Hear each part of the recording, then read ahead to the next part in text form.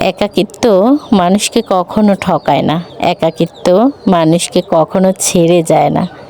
একাকিত্ব আপনাকে কখনো কষ্ট দিবে না। কোনো মানুষকে যখন বন্ধু করে নিজের সবটুকু দিয়ে আগলে রাখতে চাইবেন, সে আপনাকে ঠকাবে, আঘাত করবে, ছেড়ে চলে যাবে। কিন্তু একাকিত্ব কখনোই আপনাকে ছেড়ে চলে যাবে না, আঘাত দিবে না, কষ্ট দিবে না, আপনাকে নতুন করে বাঁচতে শেখাবে। আপনার সামনের মানুষগুলোর রূপটা চিনাতে সাহায্য করবে। তাই একা বাঁচুন, একা থাকুন। একা বাঁচার মধ্যে অন্যরকম তৃপ্তি আছে, একা থাকার মধ্যে অন্যরকম শান্তি আছে। একাকিত্ব অনেক ভালো।